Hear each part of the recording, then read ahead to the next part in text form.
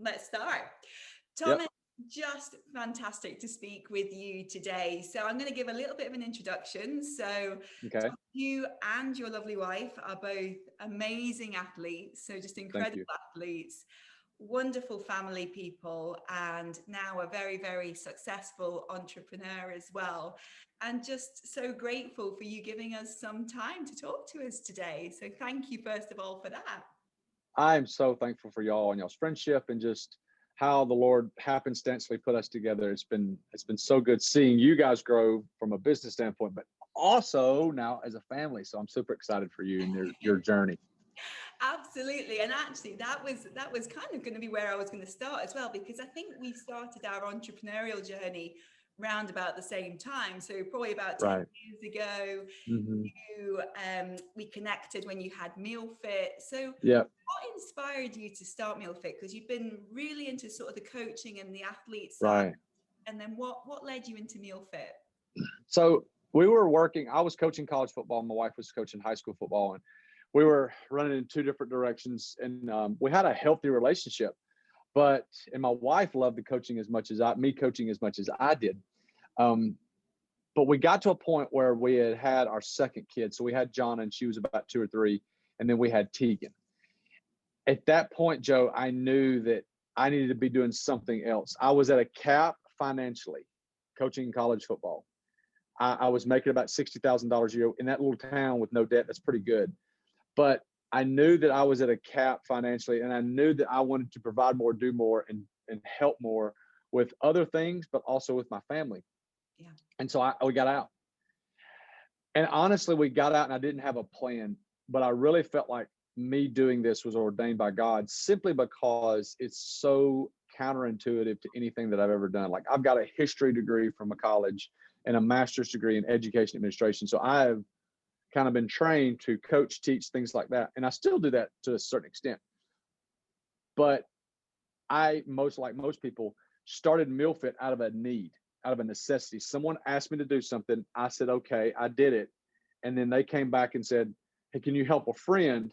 And I said, sure. And at this point, he said, you probably need to start charging for this. And so I did. And it was just, honestly, it was just a domino effect from there. So the business kind of evolved just out of circumstance at that time. It wasn't a plan that you were strategically going to set up MealFit. It evolved from Right. a couple of friendships or asks for help, which you then developed further into a lucrative business, a commercial business. And Absolutely. if you were to do that again, so if we take Thomas back to that time again, would you have done it any differently, or was that the right way for MealFit? Well, I think that it was, so the business is highly, highly evolved since we started. So we started out for a long time. I mean, right at over a year, Joe, doing meal plans. So like digital meal plans. We were doing digital meal plans before you could go on Pinterest or Google and find one in 30 seconds for free. So we were doing that and charging for them. And it's just like every other cycle. You start something out, you charge a higher price point, and then slowly the market gets saturated. And then pretty much, you can get one for free in 15 seconds. And so we started doing that, but then that evolved to actually doing meal prep when we were on the front end of the meal prep craze. Now there's a tons of meal prep out there. We were on the front end of the meal prep craze and did that locally in Tennessee. But then it's evolved. We still do the meal prep, but it's just slowly evolved into different things. So to answer your question, no, because I don't think I would have been prepared to do what I do now.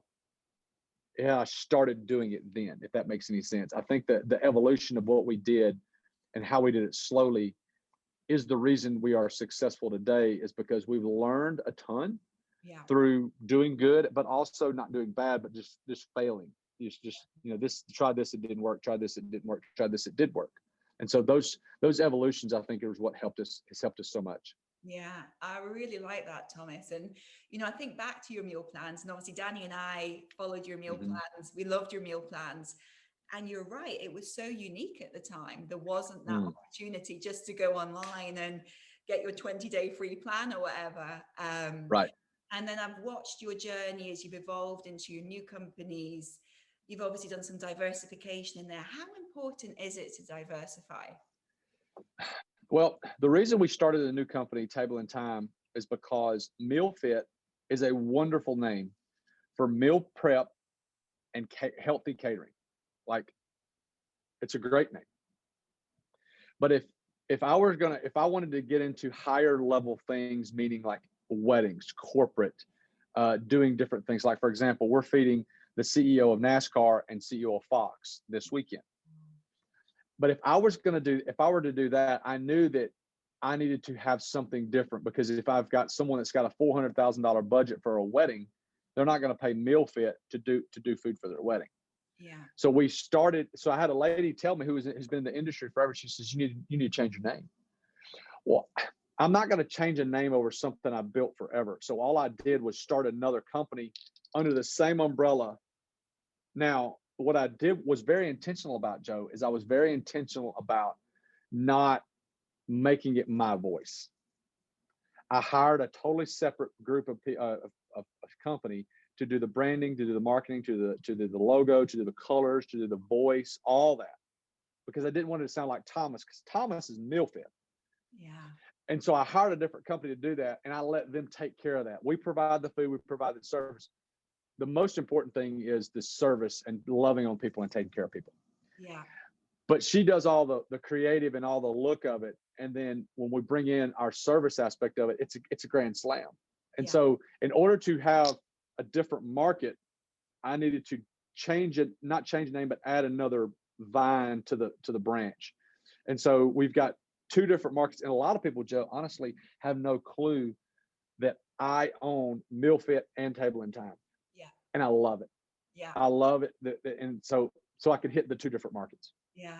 Do you know, Thomas, this is resonating so much, because Danny and I have had these discussions as well, that you personally have things you're drawn to that you like, that you want to use for your branding, but that doesn't necessarily always correlate to the business you're trying to set up. And so having a third person to come in and be that external voice or that external design is so critically important. So if you were sort of giving advice to students who are looking into diversification, get someone else to at least have a look over it or an involvement in it, do you think that's important? I do, because what happens is I think that you start to look the same and you start to sound the same. And pretty soon what happens is people get immune and used to the same thought, when if you bring another voice in there that can help you say something different, look a little bit different, it may be a little bit more unique, and someone may hear your message 7 times, and then on the 9th time, the 10th time, they hear something different and it resonates with them. Yeah. If you can bring a third party in to help you craft that a little bit better, or sound a little bit better, or sound a little bit more like your target audience, because a lot of times, Joe, Thomas is not my target audience. Yeah. Yeah. Like in Table and Thyme, it's not. Now, MealFit, it is. Table and Thyme, I am not the target market. Yeah. There's a different market for that. And I have to have someone else help me craft to those people. Yeah. And so I think it's critical that you bring in, not always a third party, but bring in another voice that can help you craft things if possible. Yeah, that is great advice. And obviously, as your company portfolio grows, because you've got your MealFit, you've got Table and Thyme, I know you look at some other stuff as well. Right.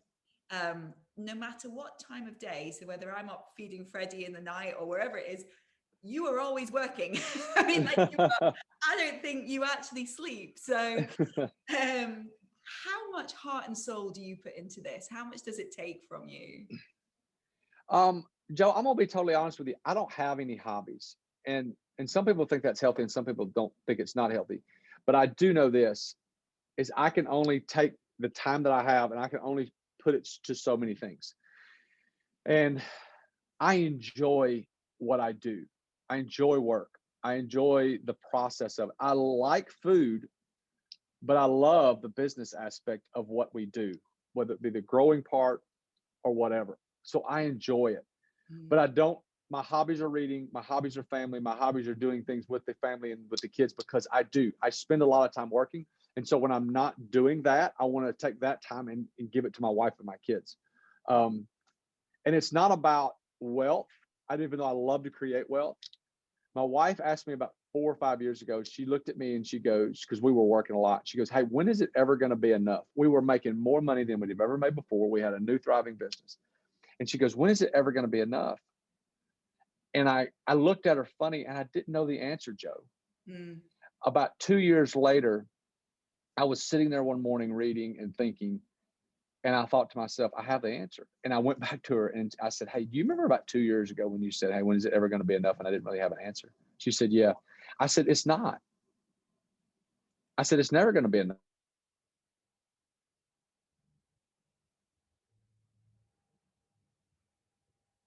Oh. Sure that I have inside of me that I want to continue to feed that competitive nature, whether it's competing to grow a better business, a bigger business, whatever, or to have a better marriage or a better relationship with my kids or create better human beings like we talked about. It's a constant competitiveness to try to be better. And so to answer that, I'm going to be honest with you, it's never going to be enough.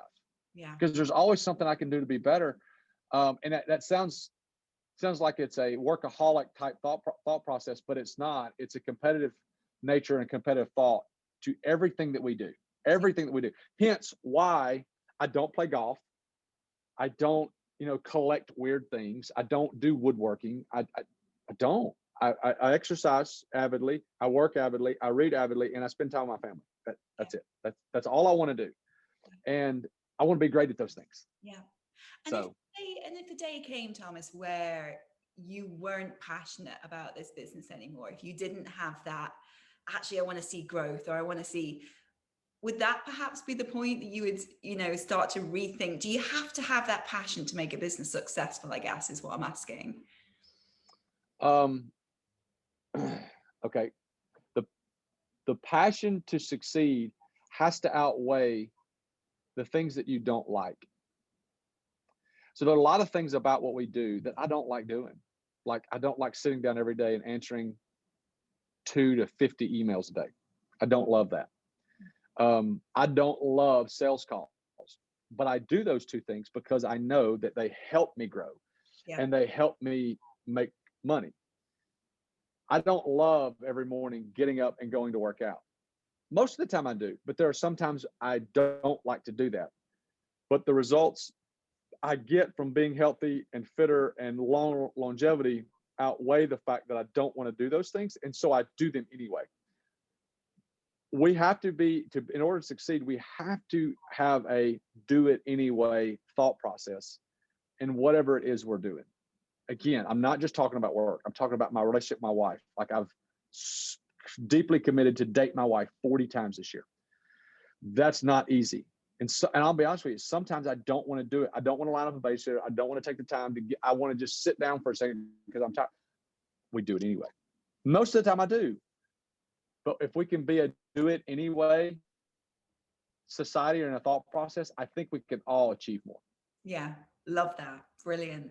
And Thomas, I think without question, we're going to get you back for more interviews, because we do have the business acumen course on Circle Wellness Academy. And I think the stuff you're talking about today is just gold dust. It really is. Someone that's been there and done it. But for the purpose of today, if you were to give one piece of advice so we've got students who are starting their entrepreneurial journey. So almost the qualification, I'm not saying the qualification is the easy part, but they qualify, they become either personal trainers or nutritionists or sports massage therapists, then it's growing the business. So if there was one piece of advice to give them as they go out there into the wellness industry, what would that be from you?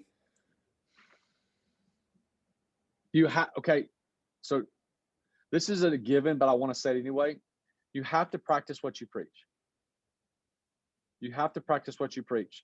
That's a given, in my opinion. So the people that are just trying to create income off wellness and they don't take what they preach and apply, I think that's heresy, and I don't agree with that.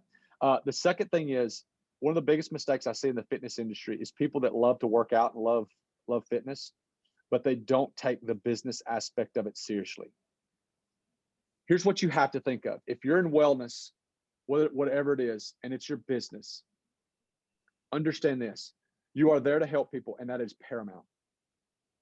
But if you can't run a successful business, your business is not going to be in business long enough to help more people.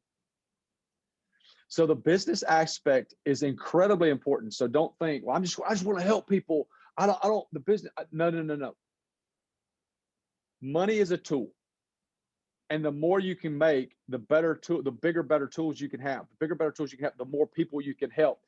So if you're not in business because you've neglected the business part of it, you're not going to help as many people. Mm.